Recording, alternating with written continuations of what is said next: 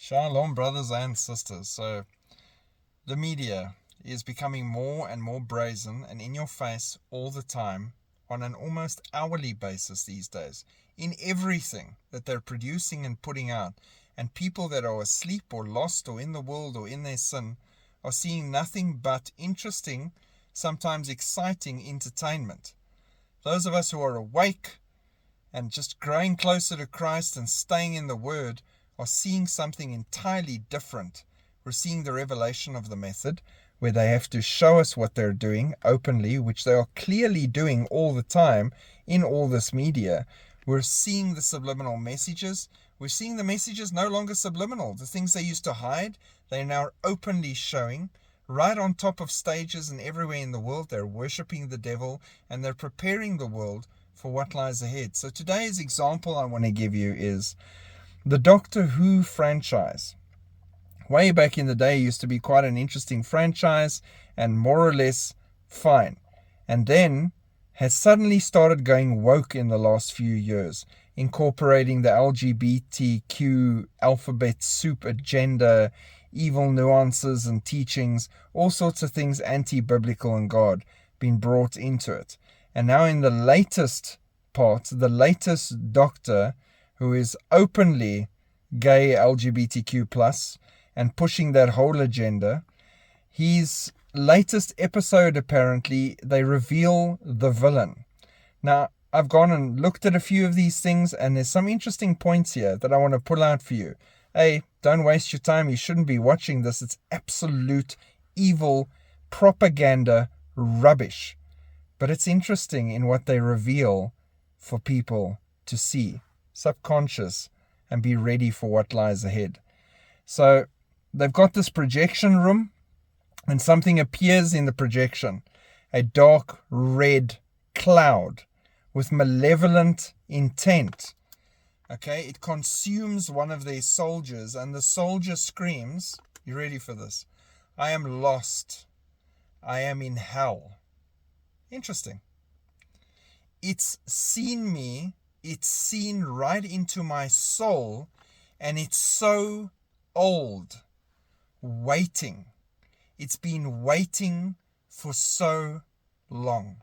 Now that's interesting, because they are painting a picture of the devil of old, who's waiting and waiting for his opportunity to do his thing here in the end. And there it is in this episode. The evil force is revealed at the episode's climax to be Sutek, the god of all gods, who serves as mother and father and other. Interesting, tying into the whole thing with this whole alphabet soup and everything else. Of the gods of chaos, going into the 11th cycle here of chaos and confusion and everything, right? A pantheon of supernatural beings. The false gods are returning for that final week. And the Sutek name, they tell you in the speech, is taken from the original name Seth, from the Egyptian deities. Sutek materializes in their headquarters and tells all the forces assembled, all life will perish at my hand. And is that not the aim and the goal of the devil, the Antichrist, and everyone else, the New World Order, in this final 7-year stretch? There's a storm coming in, says the one, delivering one of the looks, and says he waits no more. There's a storm coming called the tribulation. And the devil knows that his time is short. He's tired of waiting for his final moment. The pantheon is known as the gods of chaos.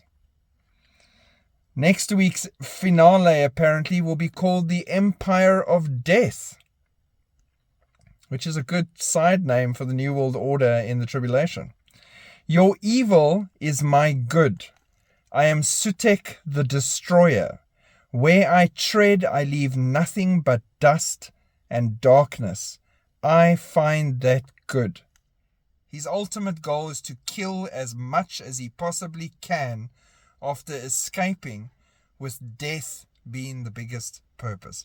Come on, people. How is everyone not seeing what's right in front of their faces? The clear programming being pushed into their homes through this idiot box all the time, and prepping them for what lies ahead, so that when it does come, they won't be shocked. They will be accepting and know what's lying there, and they'll go, oh my word, the gods of chaos have returned. We better get in line fast if we want to live. It is insane how they're spouting all this stuff at this time. And you know what? As much as they're pushing this evil and revealing their method, it excites me, because I know how short the time is, that Jesus is in control and he's coming for his bride, because he has not destined us for wrath.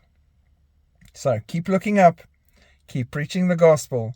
We have nothing to fear, because the one and only true God is with us. Shalom.